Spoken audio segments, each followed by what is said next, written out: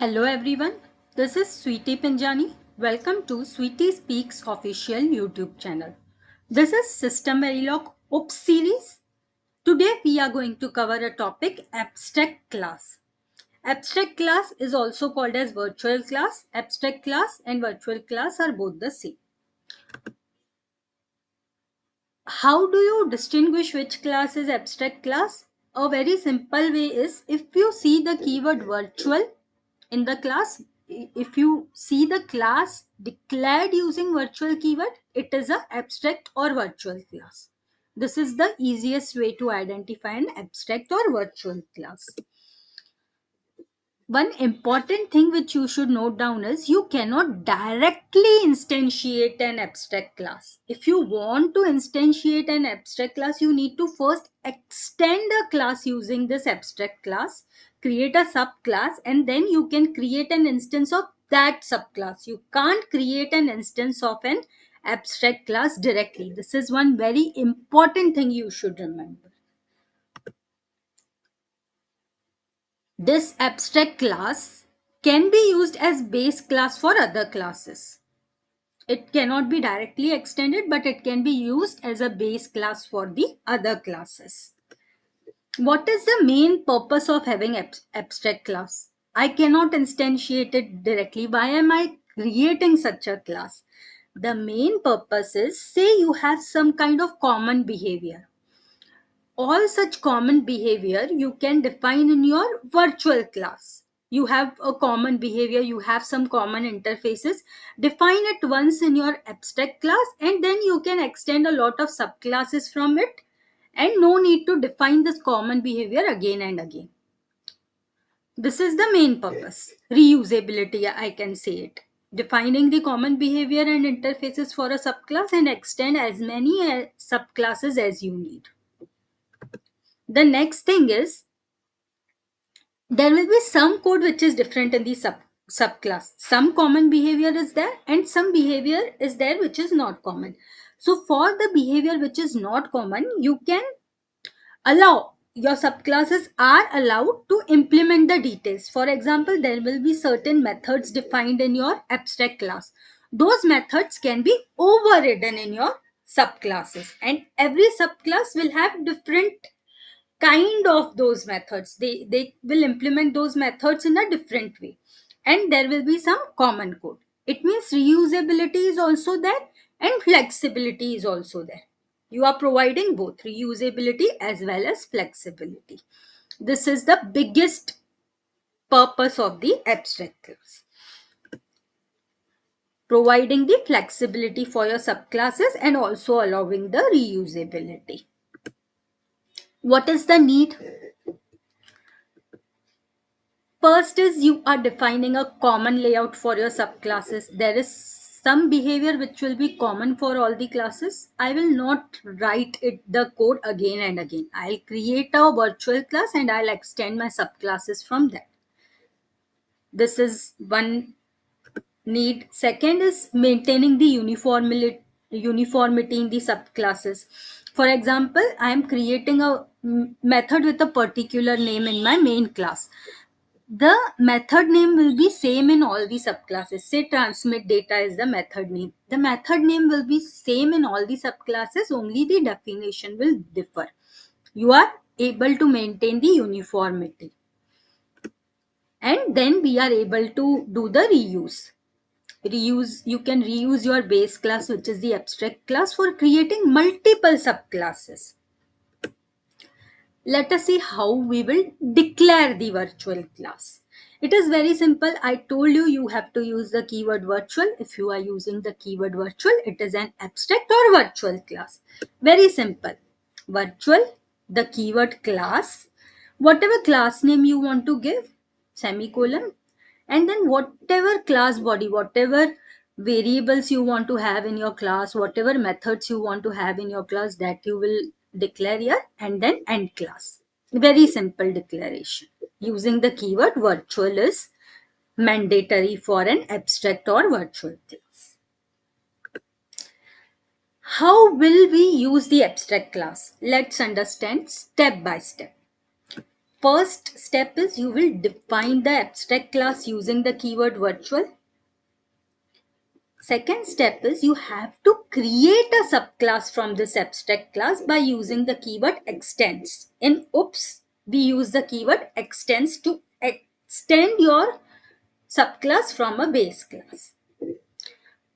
Creating a subclass is mandatory to use the abstract class because we can't directly create an instance of abstract class. You need to extend the abstract class and then you can create the instance of the subclass.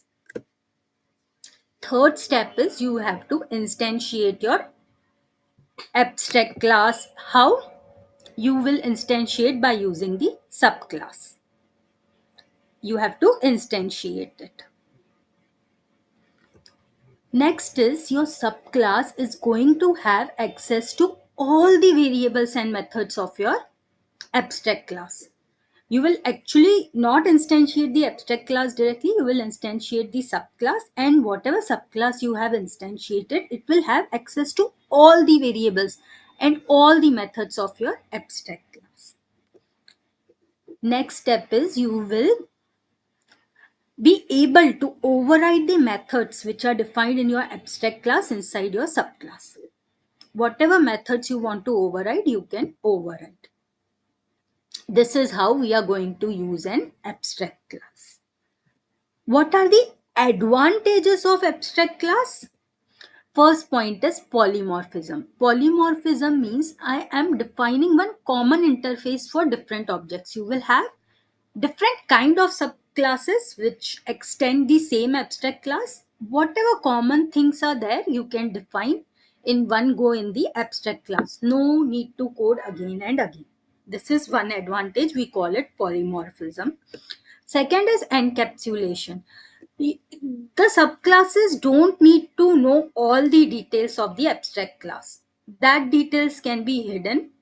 Say you want to maintain some confidentialities of the code. You don't want your end users to know entire code. So this kind of implementation details can be hidden from the end users. Whatever is there in the abstract class, everything they don't need to know. This is called as encapsulation.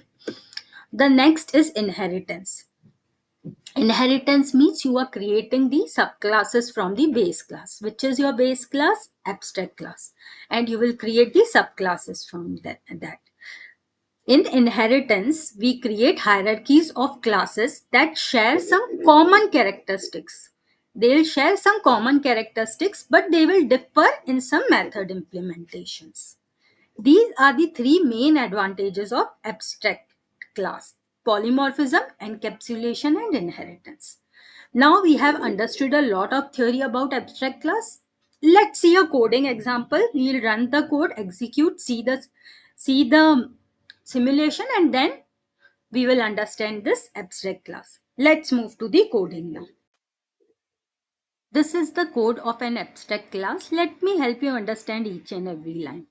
The first class which I have is a abstract class, or we can call it as a virtual class. You can see I am using the keyword virtual, which signifies that this is an abstract or the virtual class. The name of my class is virtual packet.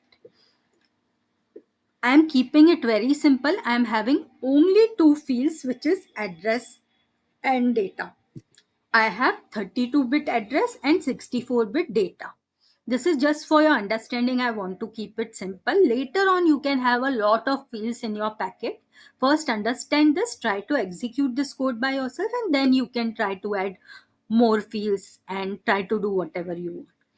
This is very simple virtual class, only two fields: 32-bit address, 64-bit data. In order to be able to use this abstract class, I need to first extend it. I need to create a subclass. This is where I'm doing it.